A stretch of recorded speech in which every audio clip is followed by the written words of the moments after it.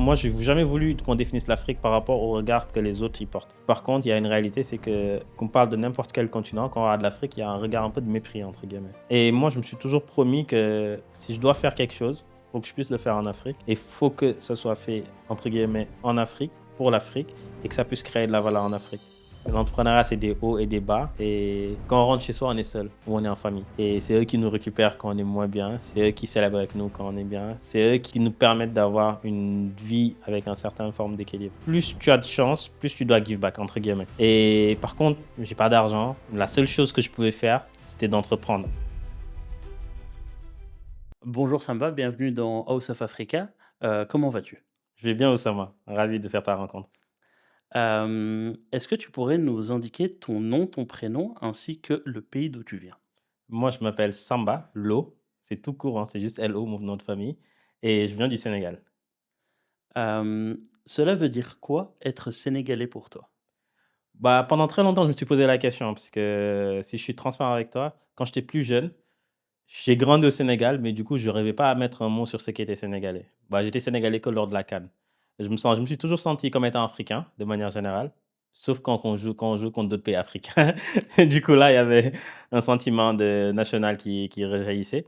Mais pour moi, être sénégalais aujourd'hui, ça fait beaucoup plus sens parce que j'ai eu le temps de voyager, de découvrir d'autres choses.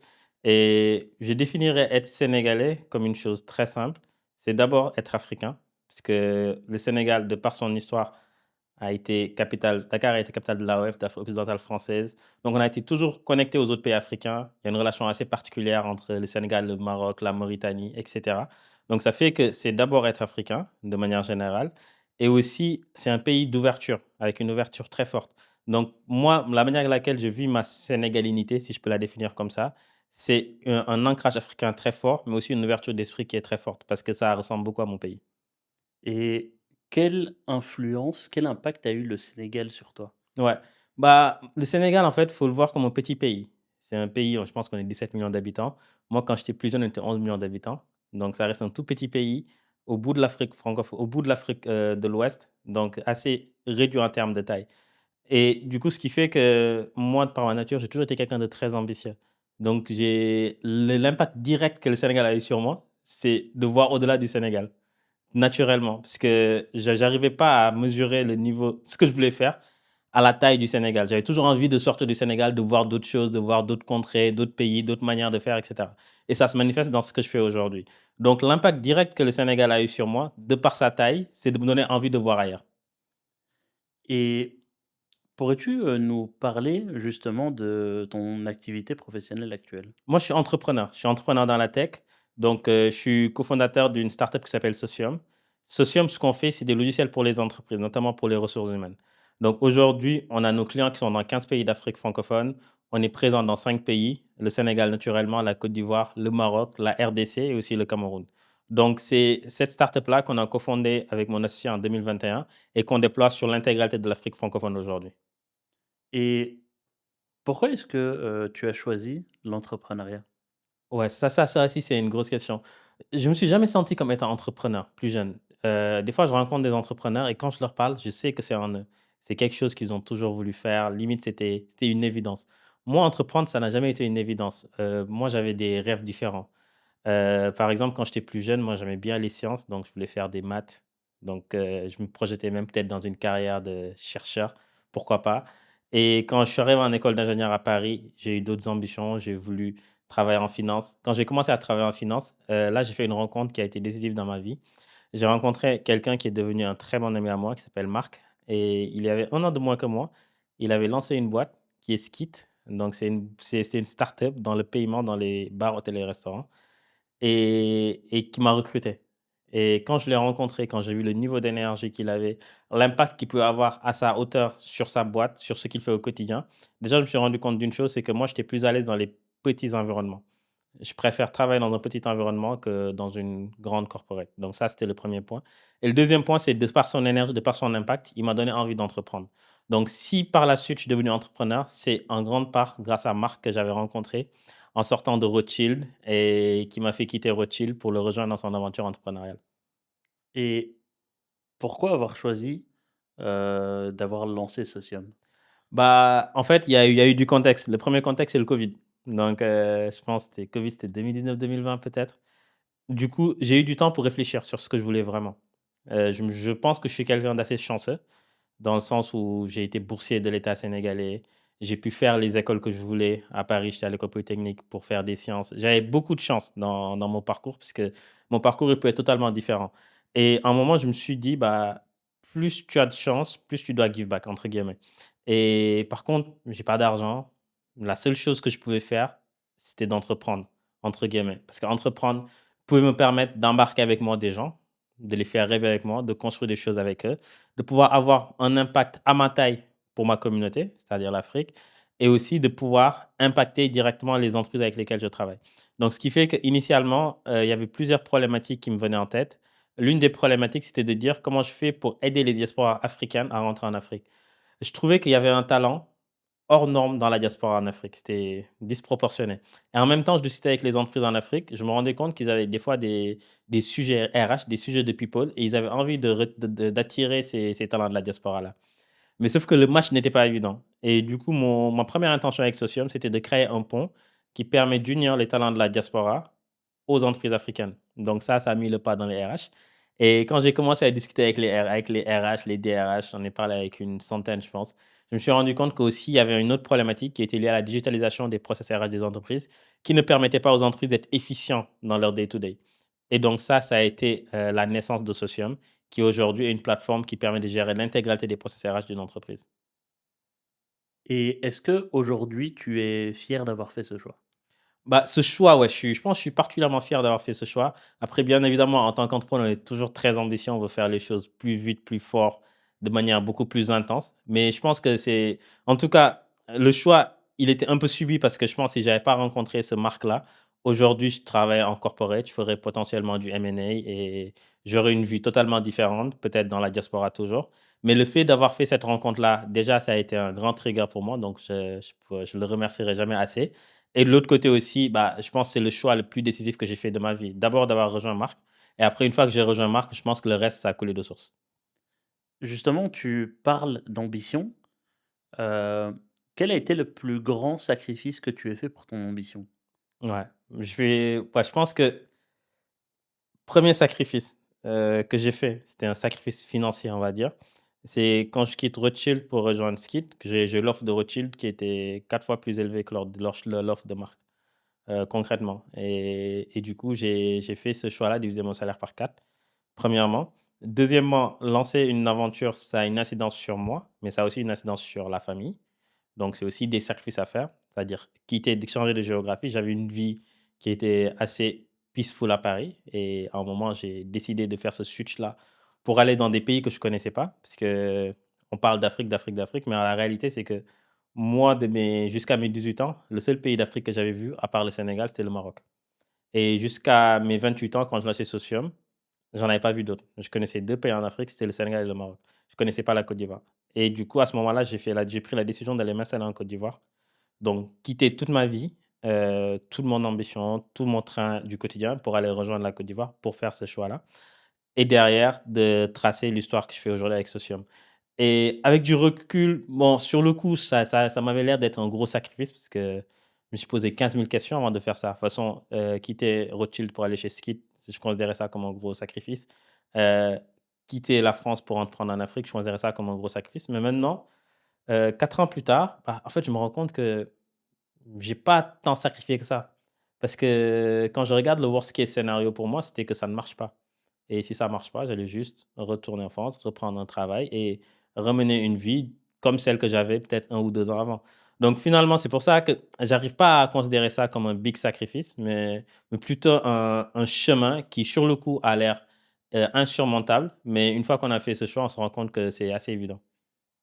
Est-ce que tu penses que l'ambition, c'est, primordial? Est-ce qu'on peut se passer de l'ambition? Bah, je pense que l'ambition dans quoi, déjà? Puisqu'on a des natures d'ambition qui sont différentes.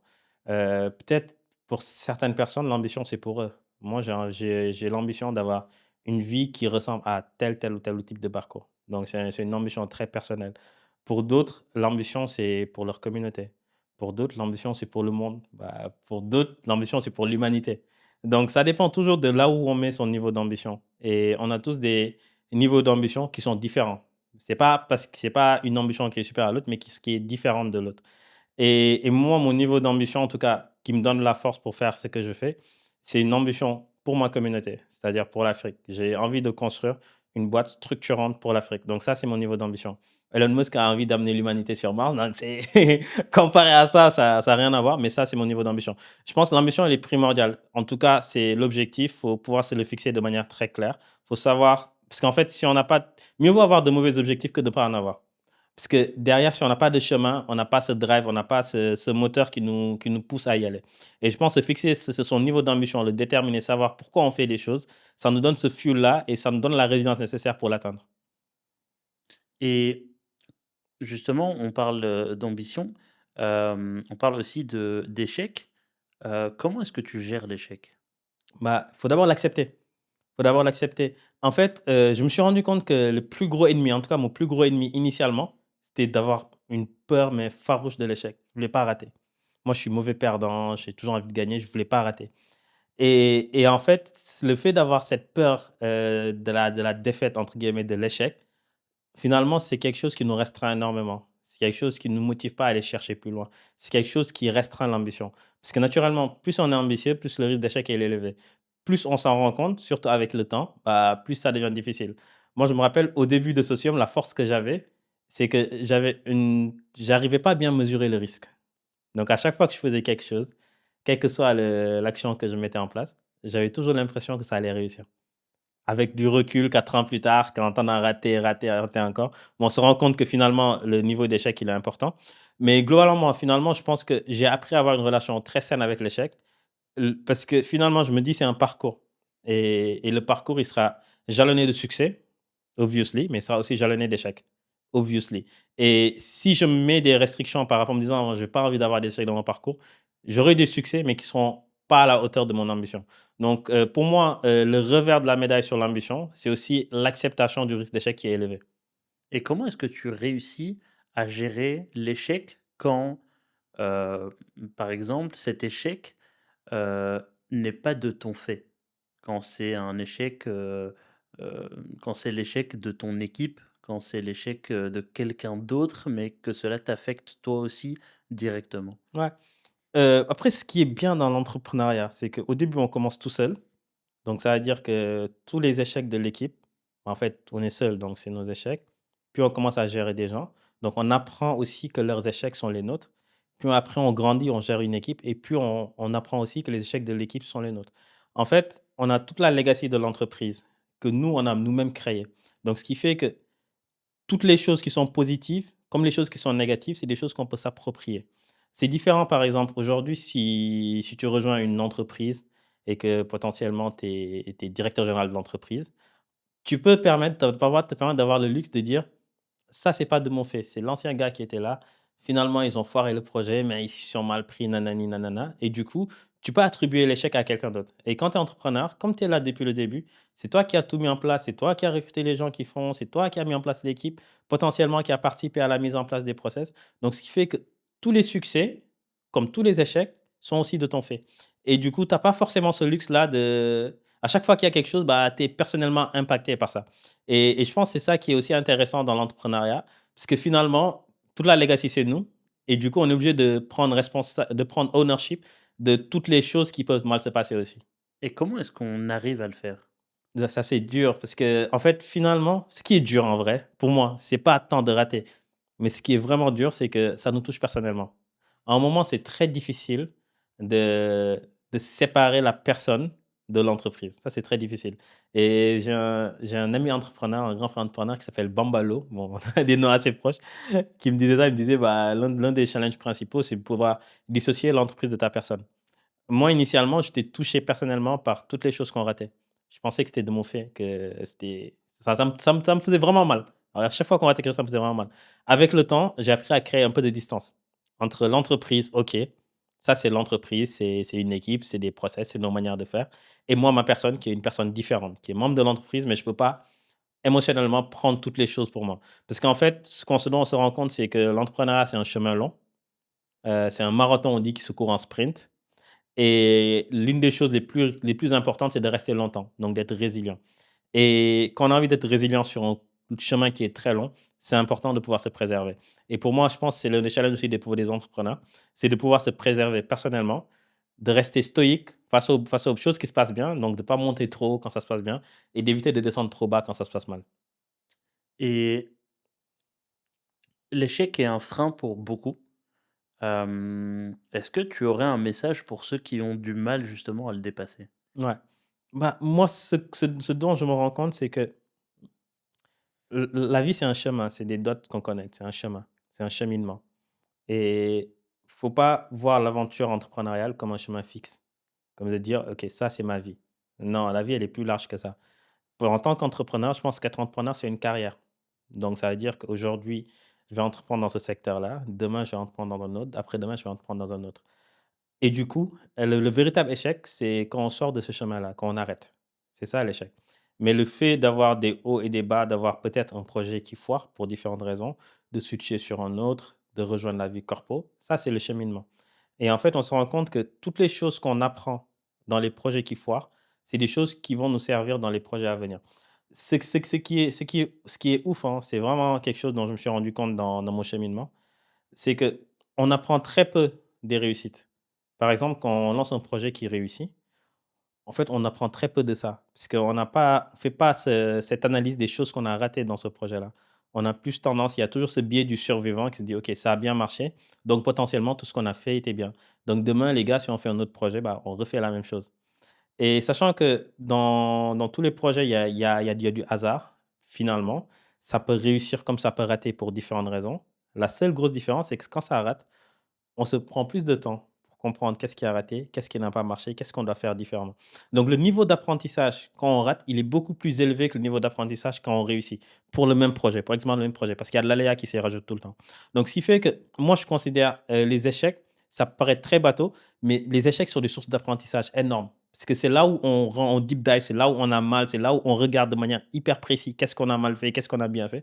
Là où quand il y a du succès, même si on est tous exigeants, on a tous cette attention pour le détail, on va pas se dire: «Bon écoute, là on s'est raté» et cetera. C'est comme un match de foot, hein, quand on a gagné quoi. Et c'est quoi réussir pour toi?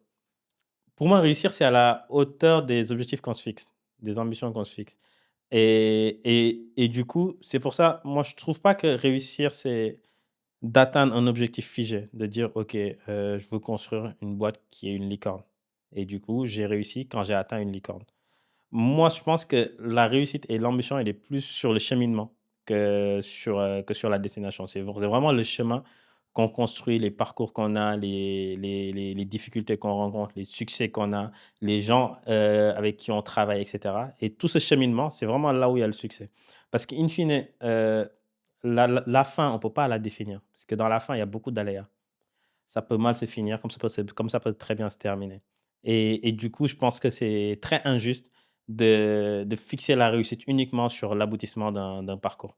Pour moi, la réussite, c'est vraiment tout le parcours et ça va de la même manière. Je pense que, quand on rencontre des entrepreneurs successful, la chose dont ils vont nous parler, c'est pas vraiment le fait qu'ils soient successful, mais c'est tout le cheminement qu'ils ont parcouru. Parce que c'est là où ils tirent de la valeur, c'est là où il y a de la substance. Pareil aussi quand on rencontre des entrepreneurs qui ont raté leur aventure, pareil, ils vont pas s'obnubiler sur le fait qu'ils aient raté, mais c'est vraiment sur le chemin qu'ils ont parcouru et pour moi, c'est ce point-là qui est très important. C'est de dire: «OK, c'est important de se fixer des ambitions, c'est important de se fixer des objectifs parce que ça donne une boussole, ça permet de savoir dans quelle direction on se mène. Mais le plus important, c'est la substance qu'on attire, c'est qu'on apprend, c'est le chemin qu'on a et c'est le fait de pouvoir rester droit dans ses bottes et c'est pour ça que moi j'associe beaucoup la réussite au cheminement. Lorsque tu atteins un objectif, c'est synonyme de succès, ou en tout cas ça peut l'être. Comment est-ce qu'on surmonte un succès? C'est très difficile. Pour moi, le succès, il est très dur parce que je pense qu'il y a toujours ce biais-là. Moi, j'essaie de le sortir de ma manière de percevoir les choses, et même j'ai du mal. Il y a toujours ce biais du survivant. C'est que quand quelque chose marche, on oublie toutes les choses qui ont moins bien marché dans l'histoire. Et pour moi, ça, c'est très difficile. Globalement, dans l'histoire de Socium, il y a beaucoup d'éléments qu'on a mal fait. Il y a beaucoup de choses qu'on a moins bien réussi. Mais demain, si Socium marche, fonctionne comme on le veut, en fait, il faut que j'ai la capacité d'une part de me dire: OK, ça s'est bien terminé, mais n'oublie pas, il y a ces éléments-là, on s'est raté, il y a eu ces éléments-là, il y a ces éléments-là. Parce qu'en fait, c'est ça qui va déterminer le dirigeant que je vais être dans le futur. C'est ça qui va déterminer la qualité de l'entrepreneur que je vais être dans le futur. Pour moi, c'est vraiment ce petit biais du survivant-là qui est dur dans le succès. C'est que finalement, on a envie de positiver tout ce qu'on a fait dans le chemin de succès. Alors qu'on sait que c'est des chemins qui sont sinusoïdales, bon, avec de manière assez ascendante d'ailleurs. Et derrière, il y a des bas et ces bas-là, il faut qu'on puisse en apprendre, il faut qu'on puisse en tirer toute la substance nécessaire qui permet derrière, quand on se lance dans une autre aventure, de pouvoir avoir ce côté positif-là. Et où est la place du doute dans tout ce dont on a parlé? Ouais, pour moi, le doute, il est permanent. Il est permanent. En toute transparence, quand je commence ma boîte en 2021, j'avais 28 ans et je doutais pas. J'avais pas de notion de doute. Je me rappelle, j'ai commencé en septembre 2021. En décembre, j'ai recruté, l'ancien country manager de Jumia House en Côte d'Ivoire, Joseph, et sur tout le pitch que je l'ai fait, il y avait pas de doute. C'était clair, c'était: «Jo, voici le chemin qu'on va prendre et voici comment ça va se passer et no way, ça va marcher. Il y a pas on va pas tergiverser dessus». Et ça, maintenant, quand j'y repense, je me dis: «Ah, c'est une force que j'avais», parce que avec le temps, avec l'expérience, on doute beaucoup. On a une meilleure appréhension du risque. On arrive mieux à se positionner par rapport au risque. On arrive à pouvoir permettre aux équipes de comprendre qu'il y a un doute, parce qu'il faut que les équipes comprennent que c'est pas des machines, en fait. C'est que le cheminement, il est pas clair, même chez nous. C'est que des fois, on prend des décisions, on essaie, on teste, et avec plein de doutes, avec plein d'incertitudes. Et du coup, ce qui fait que si je me compare au Samba d'il y a 4 ans, la grosse différence aujourd'hui, c'est que je doute énormément dans tout ce qu'on fait. Dans tout ce qu'on fait, j'ai un doute énorme. Du coup, je perds une force que j'avais avant, puisqu'avant, j'étais plutôt tête brûlée, j'avançais et des fois, je tapais sur un mur, je reculais, je changeais de direction. Aujourd'hui, je pense que je suis un peu plus mature sur ça et j'ai beaucoup plus de recul par rapport à ça, et le doute, il est permanent et surtout le doute, il est partagé. C'est pas quelque chose que je garde pour moi, c'est pas une fébrilité que je garde pour moi, c'est quelque chose que je partage avec mes associés, c'est quelque chose que je partage avec mes équipes pour qu'on soit tous toujours sur la même longueur d'onde et qu'on n'ait pas l'impression que, je sais pas, il y a une lampe sur ma tête qui de temps en temps dit: «OK, c'est bon les gars, c'est vers le nord». Et savoir que même les décisions stratégiques de la boîte se construisent aussi dans le doute et dans le questionnement. Donc, avant, tu n'avais pas de doute, tu savais où tu allais. Est-ce que, tu penses que maintenant ta vision long terme est plus structurée, qu'avant? Ou est-ce que, c'était le enfin, est-ce que, tu penses justement que maintenant tu as une vision qui est plus claire? Ouais, clairement. On a une vision qui est plus claire maintenant, pour plusieurs raisons. En fait, avant, on a toujours, il y a 2 éléments. On a la naïveté du nouveau repenti. C'est comme quelqu'un qui change de religion, il est toujours très moi, j'étais nouveau entrepreneur, donc voilà, j'avais cette naïveté-là qui était importante et j'avais une méconnaissance de mon marché aussi, très clairement. Je connaissais beaucoup moins mon marché et du coup, ce qui faisait que dans mon marché, je voyais que les côtés positifs. Je voyais moins les côtés négatifs du marché. Et ça se voyait dans ma manière de pitcher avec les investisseurs, ça se voyait dans ma manière de pitcher avec mes collaborateurs, de pitcher avec mes clients. C'était que du positif. Et au bout de 4 ans sur l'aventure, on prend de la maturité. C'est-à-dire, on comprend mieux les points forts du marché, on comprend aussi les fragilités du marché, on comprend mieux les points forts du modèle, on comprend les fragilités du modèle. Et donc, ce qui fait que quand on se projette sur le long terme, on a une projection qui est beaucoup plus claire que celle qu'on avait 4 ans avant. Et je pense que c'est ça la chose qui se rajoute.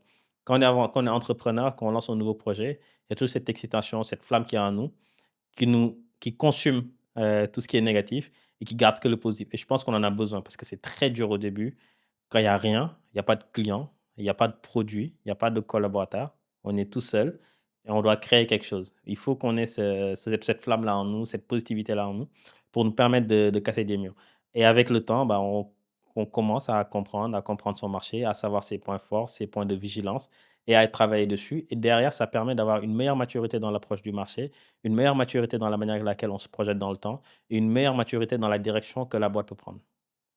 Et est-ce que maintenant, autour de toi, il y a des personnes qui ont cette, flamme du début que tu pouvais avoir dans tes équipes? Ouais, c'est un bon point, j'en cherche toujours.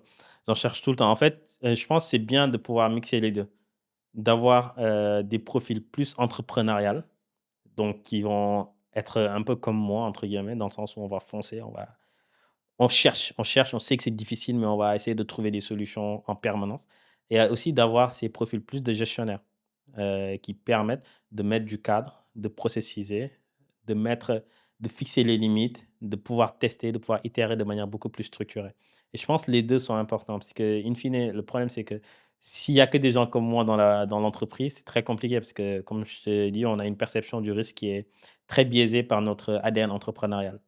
Donc, c'est important d'en avoir parce que c'est eux qui vont chercher des nouveaux marchés, qui vont créer des opportunités. Mais en même temps, c'est important d'avoir des gens qui vont cadrer de manière générale parce que ces profils qui cadrent là, c'est des profils qui vont structurer l'entreprise, qui vont structurer la démarche.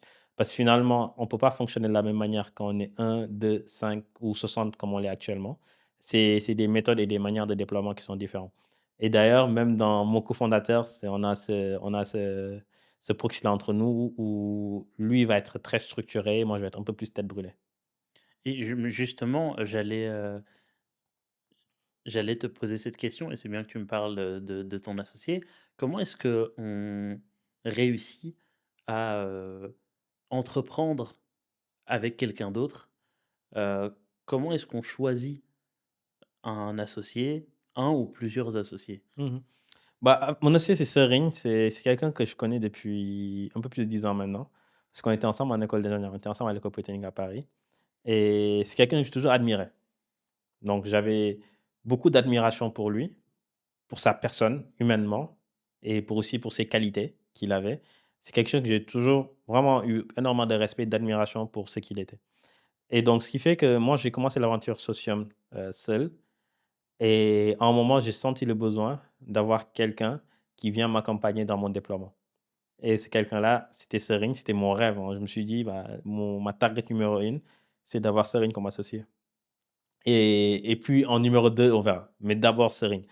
Et du coup, quand on s'est rencontrés, quand je lui ai expliqué, je lui ai parlé du projet, c'est quelque chose qui l'avait beaucoup emballé. Il a quitté son poste pour me rejoindre et ça, c'était le meilleur move que j'ai fait, je pense, sur Socium, c'est d'avoir attiré Serigne qui vient et aujourd'hui qui nous permet de fonctionner en tandem, où moi, je m'occupe de la partie avant-vente et lui s'occupe de la partie après-vente. Donc ce tandem-là, il est très intéressant et souvent, il y a ce sujet-là de dire qu'il faut des profils complémentaires et la manière avec laquelle on résume ça de manière assez basique, c'est dire: il faut un ingénieur et quelqu'un qui est plus commercial. Avec Serigne, on a exactement le même parcours. On a fait quasiment les choses de la même manière, heu, mais par contre, en termes de présentation, on a des personnalités très différentes. Donc c'est pas tant une complémentarité en termes de profil, mais c'est plutôt une complémentarité en termes de compétences, de skills et même de caractère. On a des caractères qui sont très complémentaires. Par exemple, Serigne, c'est quelqu'un de très transparent. Donc quand il y a quelque chose qui ne va pas, Serigne n'hésite pas à le dire. Moi, je suis quelqu'un de très conciliant. Donc j'essaie de trouver toujours un équilibre. Serine est beaucoup plus tranchant que moi par rapport à ça. Donc il a pas peur d'avoir des avis tranchés, d'avoir des avis stricts et cetera. Là où moi je suis quelqu'un de la conciliation. Donc ce qui fait que en fonction des contextes, des fois la partie tranchant est beaucoup plus, c'est beaucoup plus pertinent. D'autres fois, c'est la partie conciliante qui prend le lead dessus. Mais en tout cas, c'est juste un exemple sur, des traits de caractère complémentaires qu'on peut avoir tous les 2. Et quelle est, l'importance de ta famille dans ce que tu réalises? Ouais, je pense que c'est le plus important en réalité. Parce que finalement, de manière très égoïste, je lance une boîte, je vis mon parcours. Ça a l'air très simple, mais ce parcours, j'arrive à le faire parce que derrière, j'ai, entre guillemets, un back office qui me permet de le faire de manière sereine. Cette sérénité-là, je pense que c'est quelque chose qui est lié à ma famille. Si derrière, je pense, hein, c'est même pas je pense, je suis sûr, si j'avais pas la famille que j'ai, je pourrais pas déployer ce réseau social avec la sérénité avec laquelle je la déploie. Donc c'est quelque chose qui est très important et souvent l'entrepreneuriat, c'est des hauts et des bas et quand on rentre chez soi, on est seul ou on est en famille et c'est eux qui nous récupèrent quand on est moins bien, c'est eux qui célèbrent avec nous quand on est bien, c'est eux qui nous permettent d'avoir une vie avec une certaine forme d'équilibre et pour moi, ce point-là, il est excessivement important. Donc pour moi, je considère ma famille comme entre guillemets «ce back office-là» qui me permet de pouvoir avoir une vie équilibrée et qui me permet de pouvoir mener l'aventure que je mène de manière sereine. Et peux-tu nous parler, de l'importance, aussi de tes amis? Ouais. Donc c'est ça aussi, c'est très important. Moi, je pense que j'ai fait des choix qui sont très difficiles. C'est qu'à un moment, je me suis dit dans l'aventure que je fais avec Socium, c'est une aventure qui est un peu compliquée, dans le sens où je veux avoir une vie familiale qui est assez équilibrée. Je veux avoir une vie personnelle, qui est assez équilibrée. Je veux avoir une vie professionnelle qui est assez équilibrée et du coup, par moment, j'ai fait des choix où j'ai une vie, amicale qui l'est moins. Donc ça, c'était un choix difficile parce que en moi, je pense qu'on ne peut pas tout avoir en même temps. Je peux pas vouloir, faire du sport, passer du temps avec ma famille, bosser de manière intense, passer du temps avec mes amis. C'est pas quelque chose qui a été fondamentalement possible et du coup, ce qui fait que je pense que la relation que j'ai avec mes amis, c'est une relation assez intime, assez personnelle, où on passe de moins en moins de temps ensemble, mais on a cette connexion-là qui nous lie, parce qu'on a vécu des choses importantes, parce qu'il y a des amis que je connais depuis que je suis tout petit, depuis 30 ans, depuis la petite section d'ailleurs, pour certains, d'autres que j'ai rencontrés en école d'ingénieur et cetera. Donc on a vécu des choses qui nous lient à jamais et à chaque fois qu'on se rattrape, c'est des choses qui reviennent. Mais aujourd'hui, effectivement, avec, les vies qu'on a choisies tous, on a moins cette capacité-là de passer du temps ensemble et je pense que ça, c'était la partie la plus difficile pour moi à accepter. Au début, je l'acceptais très mal. Maintenant, je l'accepte un peu mieux. C'est qu'avec l'âge, le temps, on évolue, on grandit, on commence à faire des familles, à avoir des vies professionnelles qui sont différentes. Donc il y a ce temps-là qu'on pouvait passer ensemble qui diffère, quoi et ça, c'est un peu le petit bémol. Est-ce que, tu pourrais nous donner 3 mots qui te définissent et pourquoi? Ouais, 3 mots qui me définissent.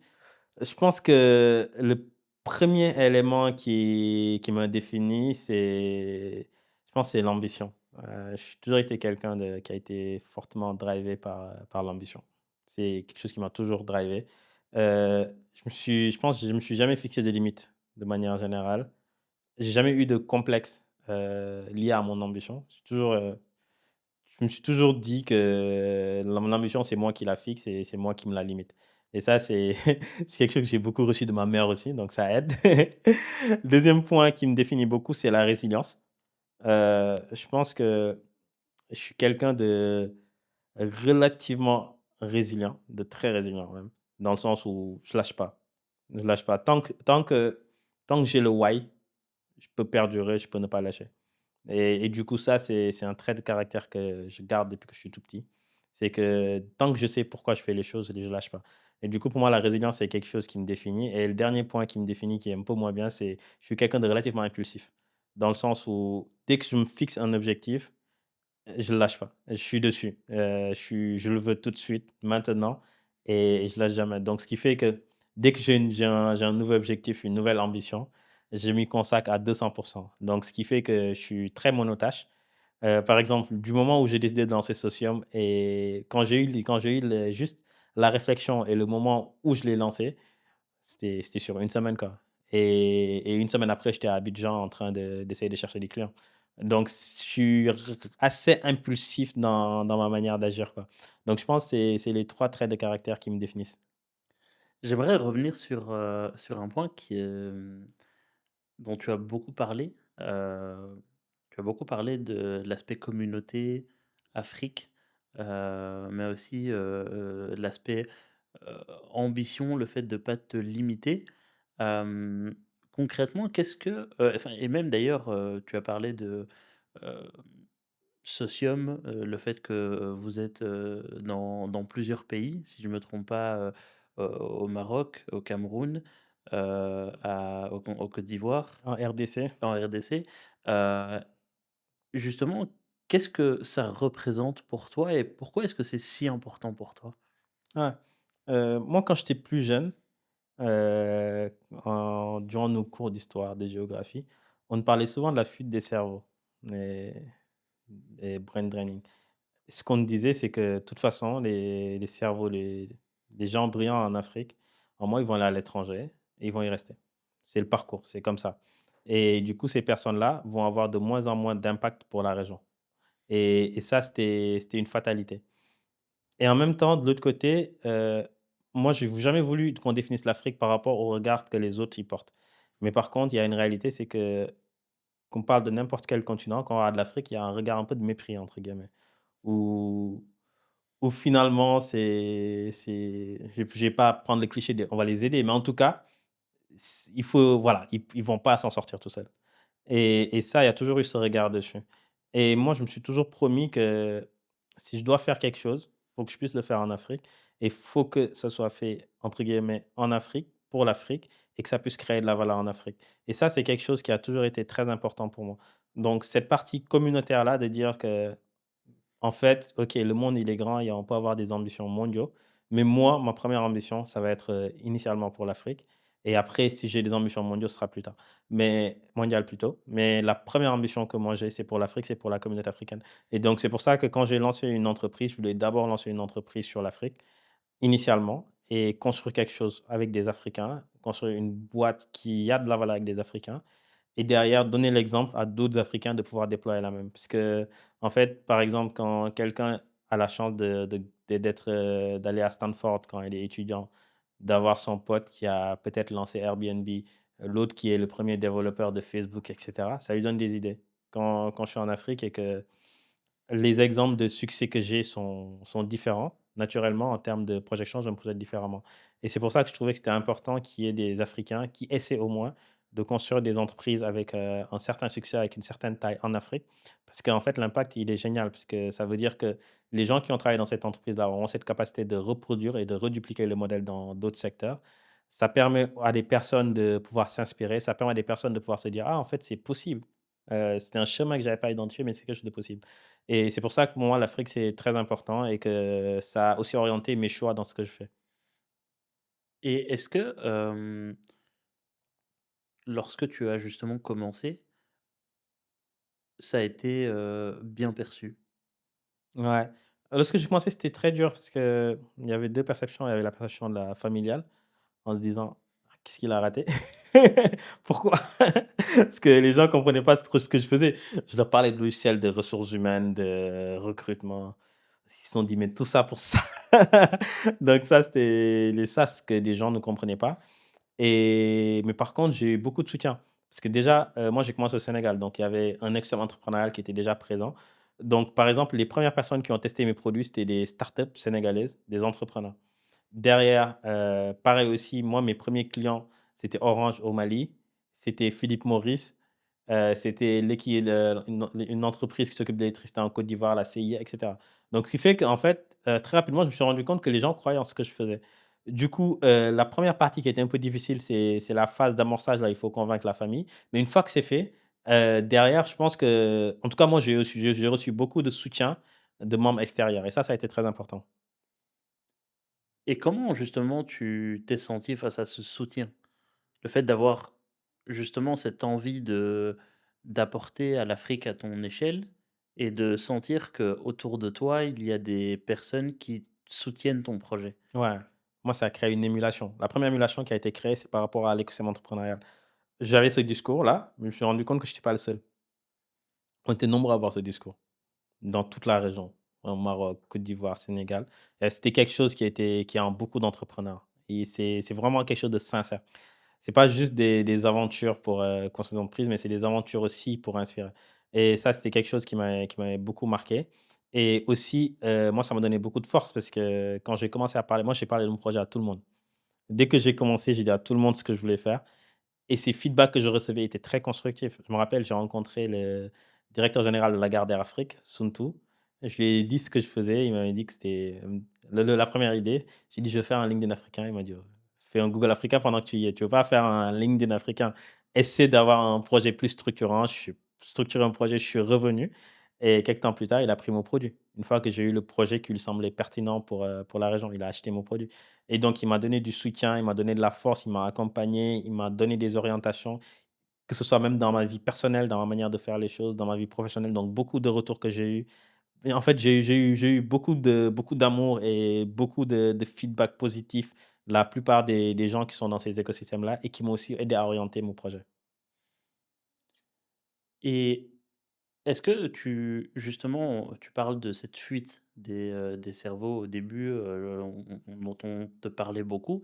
Est-ce que, tu penses, qu'il y a justement, beaucoup de qualités en Afrique, dont on ne parle peut-être pas assez? Ouais, c'est en fait ça qui est marquant. C'est que en fait, quand on est dans la diaspora, on peut avoir une vue très biaisée. Puisque on est dans la diaspora, on a cette impression de dire que, en fait, faut que nous, de la diaspora, on aille, dans le continent pour aider le continent à se pousser. C'est bien, c'est vrai. Mais la réalité, c'est sans s'en rendre compte, hein, le continent, il avance, bien qu'on n'y soit pas. Donc ça veut dire qu'il y a des gens qui font avancer le continent, qui sont sur le continent. Du coup, ça, c'est quelque chose de très marquant. Et quand on commence à travailler sur le continent, on se rend compte de la qualité des ressources humaines qui sont formées en Afrique, qui y sont. Mais c'est impressionnant. Moi, dans mes équipes, la plupart des gens, ils ont été formés en Afrique et des gens de qualité, mais vraiment impressionnants. Pareil, même quand on regarde les entrepreneurs, beaucoup d'entrepreneurs très successful qui ont fait tout leur parcours en Afrique. Ils sont même des fois jamais sortis de l'Afrique et ça, c'est quelque chose pour moi qui est très impressionnant, dont on ne se rend pas forcément compte quand on est de la diaspora. C'est la qualité qu'on peut avoir en local. Par exemple, moi, mes développeurs, j'ai travaillé avec des développeurs en France, très brillants. J'ai travaillé avec des développeurs dans nos géographies et je me suis rendu compte que en fait, des fois même, on avait cette capacité-là à avoir des développeurs de meilleure qualité dans nos géographies comparé à ce qu'on peut avoir en Occident. Parce qu'il y a une moins bonne il y a moins de compétition, donc on peut tirer la crème de la crème et c'est ça qui est très fort, dans les géographies dans lesquelles on est. C'est l'accès au talent, il est beaucoup plus fort. Donc ça, c'est le point fort parce que en fait, les talents, ils sont partout en même proportion, il faut y accéder. La grosse différence entre ce qu'on va avoir chez nous et ce qu'il y a dans les diasporas, c'est que globalement, par exemple, quand je suis aux US, bah, mon développeur potentiellement, c'est quelqu'un qui était chez Oracle ou qui a travaillé chez Microsoft ou chez Google.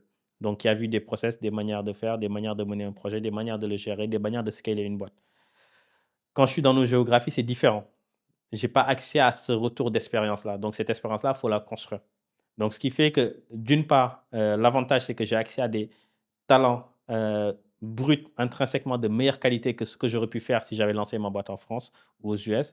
Mais de l'autre côté, l'inconvénient, c'est que ces talents-là ont moins eu la chance d'être confrontés à certains éléments de scale, à certains process qu'ils auraient pu voir dans d'autres types d'entreprises.